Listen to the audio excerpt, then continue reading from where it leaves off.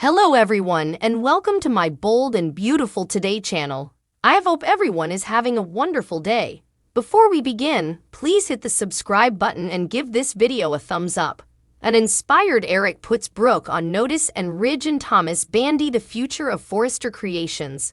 Moment on the bold and the beautiful, Donna gushes over Eric's renewed passion. Brooke and Ridge worry about RJ, and Brooke gets a surprise.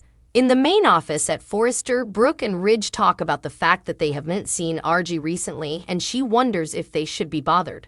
Ridge suppositions there's a lady involved. At the Forrester manse, Eric attends RJ as he sketches a design.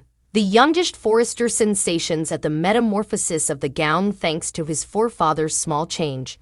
Eric says it's simple and elegant. He declares it a work in progress as Donna appears. She loves seeing Eric so happy and vibrant, fully in your element. They kiss and spoon. Eric says he attributes a lot of it to his inconceivable grandson. Thomas joins Carter in the Forrester design office and gives him coffee to get him back for the bone. He got him last week. They bandy the success on hope for the future. Thomas says he's kind of proud of himself. Carter says he should be, and that his pater is proud of him too. Thomas smiles. Carter continues on about Thomas being a chip off the old block and taking on the family heritage. He makes fun of Ridge being puffed up about his son. Thomas chuckles and says it means a lot. He's thankful to have recaptured his father's trust. Carter suppositions it was doubly as hard when RJ came back, him being Brooke's son and all. Thomas tells Carter that he and RJ are cool and have a good relationship. Carter's glad to hear it since family dynamics can be delicate. He can't imagine how it would have been for Ridge with his sons at war. Thomas muses that they are all Forresters and stick together. In the main office, Ridge tells Brooke that he believes RJ could be the topmost developer in the family, but he's not interested. Brooke decides that Eric could talk to RJ and Ridge agrees that he'd be a great tutor. He asks Brooke to talk to Donna and encourage her to move Eric to travel or commodity. As for the stress of the company, I've got it covered. He wants Brooke to tell them to go nearly and take it easy. Brooke agrees and decides she'll head over to see her family and move her that Eric should just enjoy his life. They kiss and she leaves. Formerly alone, Ridge looks at a print of his pater and thinks. At the Forrester manse, Donna muses that the living room looks like a design plant. She loves it and notes the creativity passing. Eric needs all of this to be discreet and asks who Donna got to run over the inventories. Donna tells him, the new intern, and assures him she knows how to handle this and to be discreet. Eric trusts her and stresses this is veritably important to him. Donna loves seeing him like this. He's on fire. Eric tells her she's his poet and they cozy over. RJ smiles. Donna leaves them to work. Eric declares to RJ that this is going to be the finest collection in his career. In the design office, Carter asks Thomas if RJ has ever shown interest in the business. Thomas talked to him about it, but he doesn't see his family picking up the pencil the way the rest of them have. Carter wonders how effects will go when Eric ultimately steps down. Thomas isn't sure, but notes that Steffi's killing it as a CEO and he, Ridge, and Zendy have the design end covered. It's what Eric wanted. At the Forrester manse, Eric plays piano amid an ocean of fabric, and while RJ sketches, Donna loves it when Eric plays. Eric says it's good for his hands and the air helps him get ideas in his head. He asks Donna to make some martinis laterally so they can toast to the success of their line. Donna tells Eric that Prince Albert called and wants them at his event.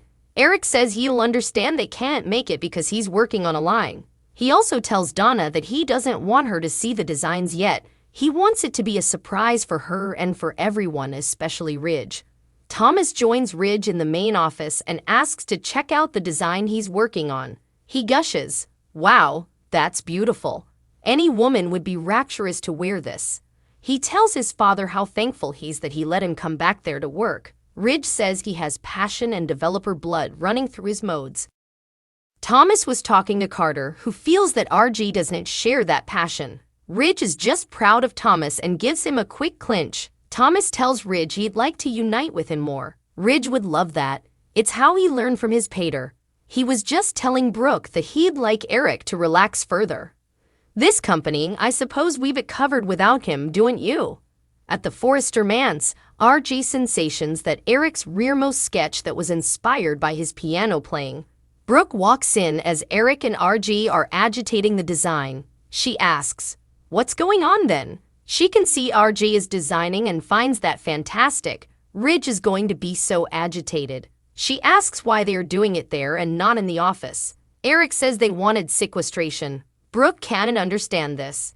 Eric says, "I am doing a single line, Brooke." Brooke demurs, but Ridge is head of Coucher. He's running the company. Eric thunderclaps, "And I'm Eric Forrester. I am designing a new line with my grandson. No bone is going to stop me." Not indeed, Ridge. Hope's temptation of Thomas ends in exposure. Brooke derails sizzling encounter. The bold and the beautiful spoilers reveal that Hope Spencer will lay her cards on the table with Thomas Forrester during the week of September 11 to 15. Hope won't want there to be any misconstructions about her passions or what she wants out of this love right now. Of course, B&B suckers know Hope formerly admitted she was in love with Thomas, but she knows he feels else. Since Hope doesn't want to manipulate Thomas' passions or turn this relationship into commodity that it isn't yet, she'll presumably be honest about where she stands again. Still, Thomas has assured Hope that he can handle them not being on the same runner. Rather of fastening on the history or future, Thomas has suggested just living in the moment. Once Hope makes her intentions crystal clear, Thomas may reiterate that some simple passion in the present sounds nice. Thomas will be further than happy to let Hope betray him, and it looks like it'll be in the Forrester Creations design office. That could add to how intoxicating this private love is for Hope. Although Hope doesn't repay Thomas' love for her at this point, she appreciates his devotion and will presumably like how interdicted all this feels too. One thing that hasn't changed throughout all this is Hope's burning desire for Thomas, which is a huge part of what led to her worsening marriage. Hope couldn't repel Thomas also and will be helpless to repel him now, so they'll both be loving every second of their time together. Thomas and Hope will be playing with fire by doing this at work since anyone could walk in. Indeed, if Hope locks the door, that doesn't guarantee that they will be suitable to keep what they are doing under wraps. As luck would have it, someone familiar will catch Hope and Thomas' sizzling hassle. Brooke Logan was the person who first caught Hope hooking up with Thomas, and now she'll realize they are reprised malefactors. Indeed, if Brooke doesn't walk in on Thomas and Hope doing the factual deed, she may realize they are scrabbling to get dressed or see that they are disheveled. Brooke will clearly be suitable to guess what was passing in that room before she showed up. Nonetheless, Hope will no doubt stand her ground and argue that her marriage is over. There's no reason why Hope should be pious to Liam when he's made it sorrowfully egregious that he wants a divorce. The bold and the beautiful spoilers say Hope will plan to keep doing whatever she wants, so stay tuned for updates on her rearmost love life news and what's coming with Thomas. Thanks for watching. If you liked this video, so please don't forget to subscribe my channel and don't miss any update.